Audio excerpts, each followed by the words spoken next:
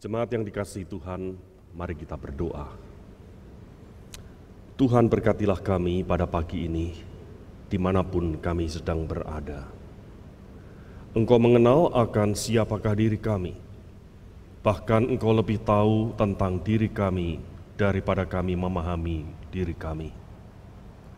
Ampuni kami jikalau kami melakukan hal yang tidak menyenangkan hati Tuhan, jikalau kami memegang prinsip yang berbeda dengan apa yang menjadi standar kebenaran-Mu. Tuhan, kami ada sebagaimana ada oleh karena anugerah-Mu.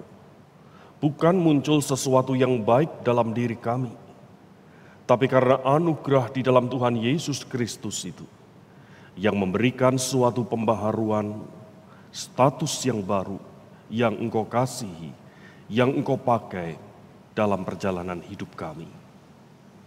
Berkatilah waktu kami ketika kami belajar bersama firman-Mu. Kami bersyukur, kami berdoa di dalam nama Tuhan Yesus Kristus. Amin. Jemaat yang dikasihi Tuhan, firman Tuhan pada pagi ini dari kitab Habakuk pasal yang kedua. Habakuk pasal yang kedua ayat 6 sampai ayat 14. Dan kita akan baca ayat yang ke-20. Demikian firman Tuhan, Habakuk pasal 2 ayat 6 sampai 14. Bukankah sekalian itu akan melontarkan peribahasa mengatai dia, dan nyanyian olok-olok serta sindiran ini? Celakalah orang yang menggaruk bagi dirinya apa yang bukan miliknya, berapa lama lagi?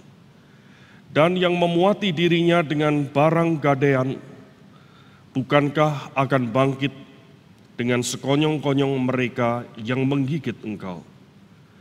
Dan akan terjaga mereka yang mengejutkan engkau, sehingga engkau menjadi barang rampasan bagi mereka. Karena engkau telah menjarah banyak suku bangsa, maka bangsa-bangsa yang tertinggal akan menjarah engkau. Karena darah manusia yang tertumpah itu dan karena kekerasan terhadap negeri, kota, seluruh penduduk itu. Celakalah orang yang mengambil laba yang tidak halal untuk keperluan rumahnya, untuk menempatkan sarangnya di tempat yang tinggi, dengan maksud melepaskan dirinya dari genggaman malapetaka. Engkau telah merancangkan celah ke atas rumahmu, ketika engkau bermaksud menghabisi banyak bangsa. Dengan demikian engkau telah berdosa terhadap dirimu sendiri. Sebab batu berseru-seru dari tembok dan balok menjawabnya dari rangka rumah. Celakalah orang yang mendirikan kota di atas darah dan meletakkan dasar benteng di atas ketidakadilan. Sesungguhnya bukankah dari Tuhan semesta alam asalnya, bahwa bangsa-bangsa bersusah-susah untuk api dan suku-suku bangsa berlelah untuk yang sia-sia. Sebab bumi akan penuh dengan pengetahuan tentang kemuliaan Tuhan, seperti air menutupi dasar laut. Bagian yang terakhir, Habakuk 2 ayat yang ke-20. Tetapi Tuhan ada dalam bait-Nya yang kudus, berdiam dirilah di hadapannya, ya segenap bumi. Sampai demikian firman Tuhan, berbahagialah saudara dan saya yang mendengar, terlebih melakukannya. Saudaraku yang terkasih di dalam Tuhan Yesus Kristus, di manakah saudara dan saya menempatkan Allah dalam kehidupan ini? Alkitab menegaskan kepada saudara dan saya bahwa God is the center of everything. Allah adalah pusat daripada segala sesuatu. Tetapi sadar atau tidak, manusia menggesernya menjadi man is the center of everything. Manusia adalah pusat daripada segala sesuatunya. Apa ya akibatnya yang terjadi? Ketika pusat daripada segala sesuatu yang seharusnya disitulah Allah memiliki posisi, Tapi ketika manusia menggantinya menjadi man is the center of everything. Manusia pusat dari segala sesuatu. Alkitab memberikan kesaksian ketika di dalam sejarah Israel, khususnya suku Yehuda pada masa Habakuk, Allah satu-satunya yang benar, yaitu Allah Yahweh, telah ditinggalkan oleh umatnya. Dan umatnya, kawan domba gembalaannya ini membelakangi Tuhan. Dan pada saat masa mereka tercerai-berai, terbuang, terpuruk, mereka melihat hari esok tidak mampu lagi. Dan seolah-olah Tuhan sudah tidak pernah peduli lagi dengan mereka. Saudaraku, mereka berjalan menempuh jalan yang menurut sudut pandangnya itu benar. Menurut apa yang mereka mau, mereka mengejar, mencari. Mereka sama sekali tidak pernah berhitung, ini berkenan di hadapan Tuhan atau tidak.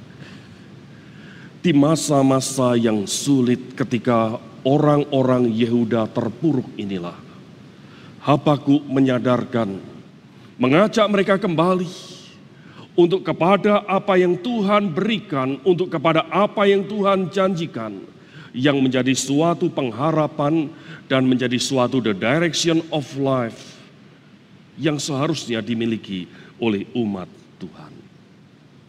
Saudaraku, secara konkret, apa ya yang salah ketika Allah yang seharusnya ditinggikan, pusat daripada segala sesuatu, dan ketika manusia menggantikannya, man is the center of everything. Yang pertama, saudara, manusia akan melihat siapa dirinya secara salah pula. Konsep diri yang salah mengakibatkan dua kemungkinan. Yang pertama adalah high self-image. Melihat dirinya begitu hebat, begitu dahsyat, yang sampai mengatakan dalam hatinya seolah-olah sudahlah tidak butuh lagi akan Allah. Catatan Alkitab, seorang raja yang hebat sehebat Nebukadnezar, yang merasa dirinya begitu luar biasa, yang merasa dia sudah tidak lagi butuh akan Allah. High self-image ini kita bisa terjemahkan bentuk berbagai kesombongan yang melihat diri kita dan kita merendahkan orang di sekitar kita. Bahkan kita berkata kita mampu mengatasi segala sesuatu dengan kemampuan kita. Saudaraku, ekstrim yang kedua adalah low self-image. Memandang diri begitu rendah, begitu hina, begitu tidak berarti. Sehingga dia tidak pernah nyaman, tidak pernah merasakan sukacita damai. Dan selalu berkeluh kesah dengan dirinya, mengapa aku menjadi orang yang seperti ini, tidak seperti orang lain yang jauh lebih enak daripada aku. Saudaraku, low self-image ini tidak sama dengan kerendahan hati. Rendah hati itu ada damai, ada sukacita, ada ucapan syukur untuk keberhasilan orang yang dia tidak punya. Tetapi low self-image, kita bisa katakan dalam istilah sekarang yaitu minder. Dia sulit menerima realitas dirinya dan selalu menyalahkan mengapa aku tidak seperti orang lain. Saudaraku yang terkasih di dalam Tuhan Yesus Kristus, seorang teolog bernama Johannes Calvin mengatakan, jikalau kita mengenal Allah, maka kita akan mengenal siapa diri kita. Dimaksudkan di sini ketika kita melihat Allah yang maha kudus, Allah yang maha mulia, yang ketika kita di hadapan kehadiran Allah itu, maka kita akan melihat perbandingan kemuliaan dengan diri kita yang begitu kecil, yang tidak ada harganya. Bahkan oleh karena kita ini manusia berdosa. Bagaimanakah mungkin manusia bisa mengenal Allah hanya semata-mata Allah yang lebih dulu menyatakan dirinya kepada kita. Sehingga kita di dalam anugerah Allah dalam Tuhan Yesus Kristus mampu mengucap syukur, mampu melihat direction of life, hidup ini dibawa kemana dan diisi kemana. Dan kita tidak perlu menjadi orang lain. Dan kita bisa bersyukur sesuai dengan keunikan yang Allah titipkan dalam kehidupan kita. Yang berikutnya saudara, apa akibatnya ketika manusia menempatkan dirinya sebagai pusat daripada segala sesuatu? Yang sementara Alkitab menegaskan Allah adalah pusat daripada segala sesuatu.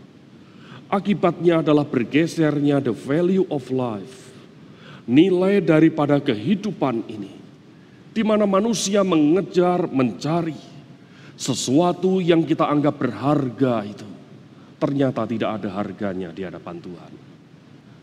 Bukankah catatan Alkitab mengatakan, oleh sebab kita manusia berdosa, maka dikatakan tidak ada seorang pun yang mencari aku. Semuanya menyimpang, semuanya menyeleweng. Oleh sebab kita memegang apa yang berharga di hadapan Tuhan, kita tidak mampu melihat itu berharga. Kita tidak bisa menghargainya. Sebaliknya apa yang tidak ada harganya di hadapan Tuhan, kita kejar, kita cari, kita anggap itu sesuatu yang berharga, yang menghabiskan sebagian besar hidup kita ini. Ingatlah saudara, hidup manusia 70 tahun sampai 80 tahun. Pagi berkembang, sore menjadi lisut dan layu. Saudara dan saya memiliki waktu yang sama 24 jam. Satu hari rata-rata kita pakai tidur 8 jam. Sepertiga bagian dari waktu hidup kita itu kita pakai tidur. Rata-rata manusia hidup dalam dunia ini 75 tahun. Kalau kita kalikan sepertiga bagian itu, artinya apa? Kita dapatkan angka sepertiga kali 75, hasilnya 25. 25 tahun secara akumulasi kita pakai hanya untuk tidur. Hidup kita tinggal 50 tahun. Apa yang kita kejar, kita cari. Yang selama 50 tahun itu, yang pagi berkembang, sore menjadi lisut dan layu. Ketika value of life, nilai hidup yang kita pegang itu salah. Oleh karena pusatnya adalah diri kita sendiri. Ingatlah saudara, tidak ada yang kekal di dunia ini. Ingatlah saudaraku yang dikasihi oleh Tuhan Yesus. Tuhan Yesus berkata, akulah pokok anggur dan kamulah carang-carangnya. Siapa yang tinggal di dalam aku, dia berbuah lebat. Siapa yang tinggal di luar aku, dia tidak dapat berbuat apa-apa. Apakah yang kita kejar, kita cari? Menghabiskan mayoritas waktu, kesempatan dalam hidup kita. Alkitab mengajak saudara dan saya untuk kita mengejar, mencari apa yang berharga di hadapan Allah yang manusia tidak bisa menghargainya. Jangan kita hidup menjadi terhilang oleh karena the value of life yang kita pegang itu nampaknya tidak seirama dengan apa yang Allah berkenan. Saudara-saudara yang terkasih, apakah akibatnya yang berikutnya? Ketika manusia menempatkan dirinya, segala sesuatu bergantung kepada dirinya kembali, yang dia menyingkirkan akan Allah. Akibat yang paling fatal adalah berkait dengan sistem kebenaran. Apa yang benar di hadapan Allah? Oleh karena kita manusia berdosa, kita tidak mampu memegang apa yang benar itu. Justru apa yang salah kita anggap kebenaran. Dan apa yang benar kita anggap kesalahan. Sehingga suatu prinsip dalam hidup yang berkait dengan hakikat kebenaran yang sejati, berkait dengan moral di hadapan Tuhan, kita gantikan segala sesuatunya sesuai dengan selera kita saja. Akibatnya, kita terhilang. Kita sudah buta, tidak mampu melihat apa yang benar, apa yang baik, apa yang berharga di hadapan Allah itu. Ingatlah saudara, upah dosa itu maut. Tetapi kasih karunia Allah adalah hidup yang kekal di dalam Tuhan kita Yesus Kristus. Saudaraku, kesaksian Alkitab, Allah membenci dosa, tetapi Allah mengasihi orang yang berdosa. Saya teringat ketika masa remaja saya belum bertobat dan belum kenal Tuhan. Saudaraku, maafkan, saya bukan orang yang memiliki track record yang mengkilap di masa remaja. Banyak orang yang berkata masa depan saya suram, dan orang yang melarang saya jangan pulang malam, saya malah pulangnya pagi. Saudara, saya melakukan hal-hal yang tidak baik itu. Bukan saya tidak tahu apa yang baik, apa yang buruk, apa yang berharga, apa yang tidak berharga, saya tahu. Tetapi masalahnya, saya tidak mampu melakukan apa yang disebut baik. Saya tidak mampu melihat dan tidak mampu menghargai apa yang berharga di hadapan Tuhan. Saudaraku, seorang tokoh gereja bernama Martin Luther berkata, dalam bahasa Latin, non posse non pecare. Kita hidup tidak bisa tidak berdosa. Dua kalimat negatif, kalau diintegrasikan menjadi suatu kalimat positif yang dikuatkan.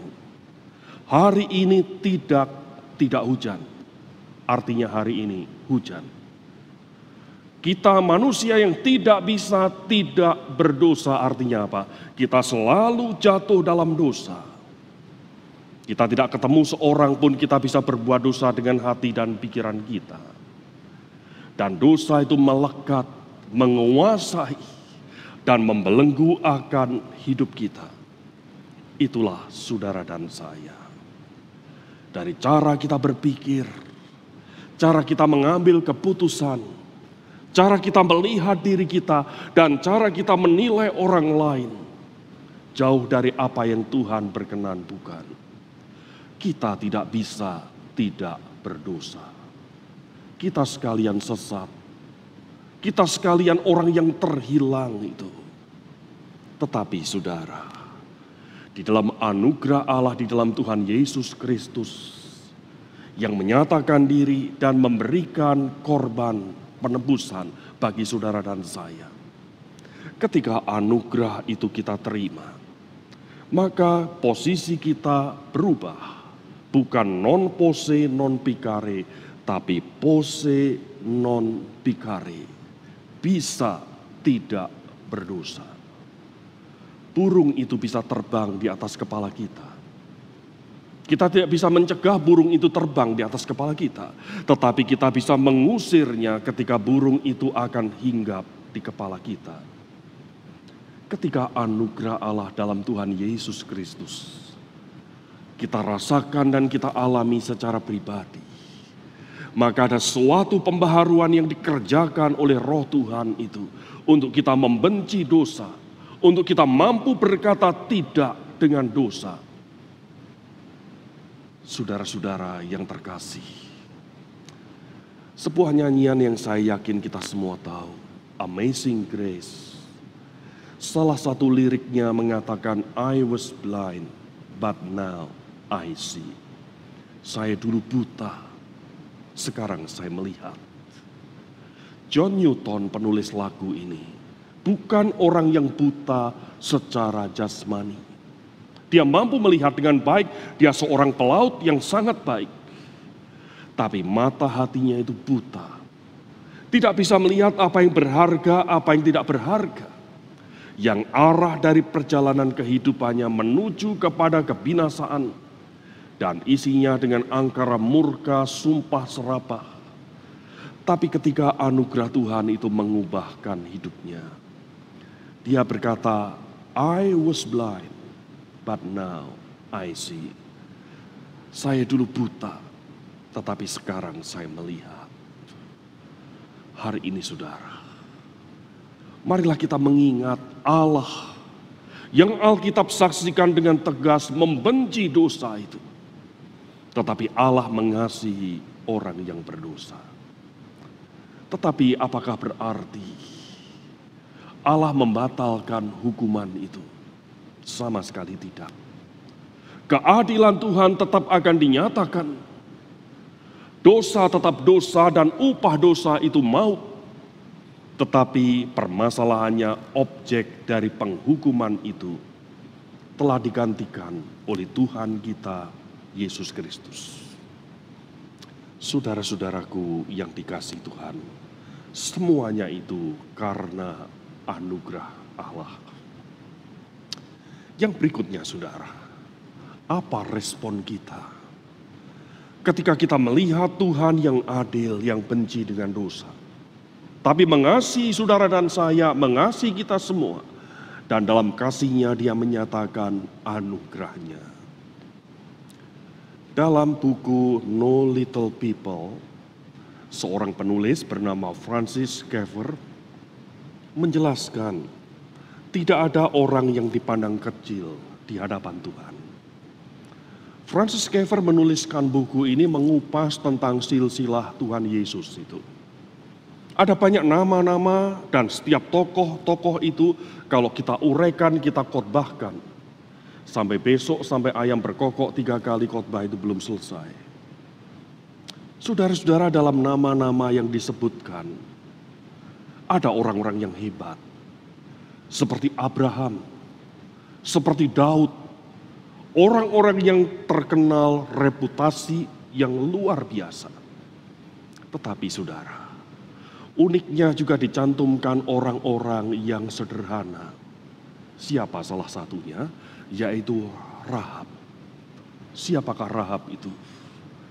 Alkitab nampaknya berbicara hidup manusia, bukan berbicara sisi baik, tapi berbicara apa adanya, sisi buruknya, kegagalan, bahkan kebobrokannya.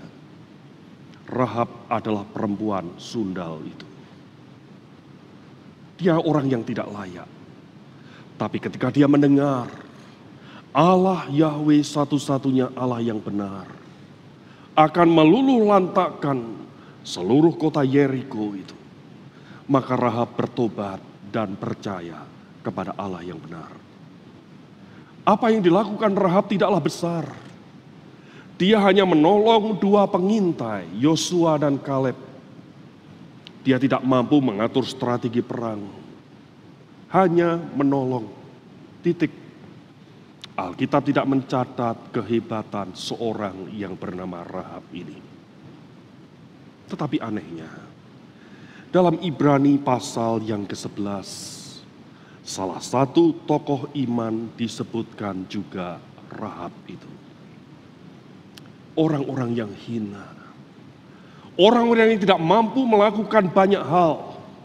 Tetapi masuk dalam suatu garis sejarah karya keselamatan Allah. Dan itu semua hanyalah oleh karena anugerah Allah yang diberikan kepada manusia. Hari ini mari kita melihat diri kita siapa. Tidak ada orang yang terlalu kecil di hadapan Tuhan. Tuhan menghargai setiap saudara dan saya. Dan bahkan ketika kita termasuk di dalam orang-orang yang menerima anugerahnya, Tuhan mau memakai, melibatkan untuk suatu pekerjaan karya Tuhan bagi dunia ini. Saudaraku, siapakah orang itu? Termasuk saudara dan saya. Marilah saudara, ketika kita hari ini belajar Allah membenci dosa, dan biarlah anugerah Allah itu mencelikkan mata rohani kita, yang membuat kita mengenal siapakah diri kita. Orang yang Tuhan kasih dan Tuhan sayang. Orang yang Tuhan mau kita melihat apa yang Allah lihat. Menghargai apa yang Allah hargai. Sehingga berbahagialah orang yang berjalan. Yang memiliki the direction of life yang jelas. Seperti yang Yesus katakan di dalam aku, maka engkau berbuah lebat. Ingatlah saudara, Tuhan mengasihi saudara. Tuhan membenci dosa, tetapi Tuhan mengasihi orang yang berdosa. Siapakah mereka? Saudara dan saya. Panggilan firman Tuhan, supaya saudara dan saya hidup bukan lagi seperti yang dulu. Bukan hidup kembali berkanjang dalam dosa, tapi hidup yang didorong oleh karena kasih karunia Allah dalam Tuhan Yesus Kristus itu. Untuk kita hidup mengasihi dan melayani Tuhan, dan menjadikan hidup kita itu berarti dan berharga. Maukah saudara? Tuhan memberkati. Mari kita berdoa. Tuhan, Kau mengenal siapakah kami. Jikalau hari ini dimanapun kami berada, Roh-Mu bekerja dan mencelikkan mata hati kami. Biarlah kami rela tertunduk di hadapan-Mu. Dan kami berkata, Tuhan, ini aku, orang yang berdosa ini. Jikalau Engkau memakai kami menjadi alat di tangan-Mu, biarlah pagi ini kami mensyukuri semuanya itu karena anugerah-Mu, dan kami mau mengikut Engkau ya Tuhan seumur hidup kami. Kami bersyukur untuk firman-Mu pada pagi ini. Biarlah Roh Tuhan yang bekerja, menaburkan benih, menumbuhkan dalam hati kami, sehingga hidup kami berbuah lebat bagi kerajaan-Mu. Di dalam nama Tuhan Yesus Kristus, kami berdoa. Amin. Tuhan memberkati.